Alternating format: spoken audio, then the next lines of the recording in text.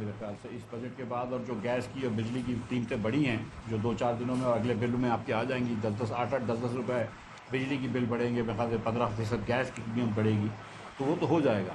لیکن I am F نے آپ سے نہیں کہا تھا کہ آپ 600 ارب روپیہ جو ہے 500-600 ارب روپیہ ایم این اے اور ایم پی ایس کو دیں۔ آپ آئی ایم ایف کے اوپر یہ نہیں ڈال سکتے کہ پروجیکٹس کو کریں۔ آئی ایم ایف نے آپ سے نہیں کہا تھا کہ آپ 24% جاری اخراجات بڑھا دیں، اس کو نکال کے، سود کو نکال کے بھی 24% جاری اخراجات بڑھا دیں۔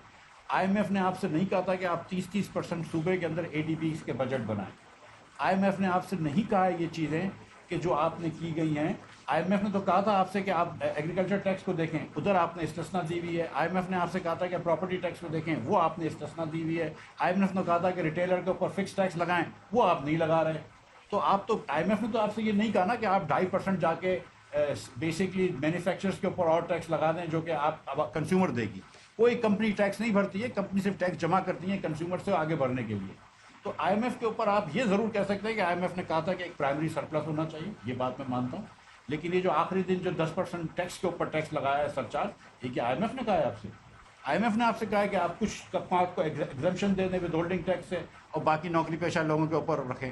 آئی ایم ایف نے آپ سے کہا ہے کہ آپ 200 سے 250 ملین ارب روپے کی جو ڈیزل کی آپ پی ایل ڈی نہیں، پی ٹی ایل نہیں لیتے جو ایران سے تیل آتا ہے، یہ آئی ایم ایف نے کہا ہے آپ سے کہ آپ اس کے اوپر نہ لیں۔ آئی ایم ایف نے آپ سے کہا ہے کہ فاٹا کو ایگزمپشن دے دیں تاکہ وہ پورے پاکستان میں بیچے۔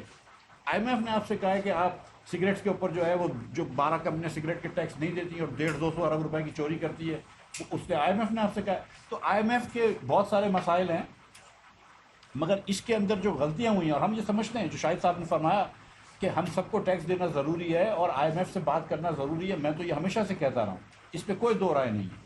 لیکن یہ چیزیں جو آپ نے کی ہیں جس کی وجہ سے یہ بجٹ جو ہے یہ لوگوں کے اوپر ظلم ہے، یہ جو آپ مڈل کلاس کا استحصال کر رہے ہیں، یہ جو غریب لوگوں کے اوپر جو سیلری کلاس لوگوں کا استحصال کر رہے ہیں، یہ تو آئی ایم ایف نے نہیں کہا تھا۔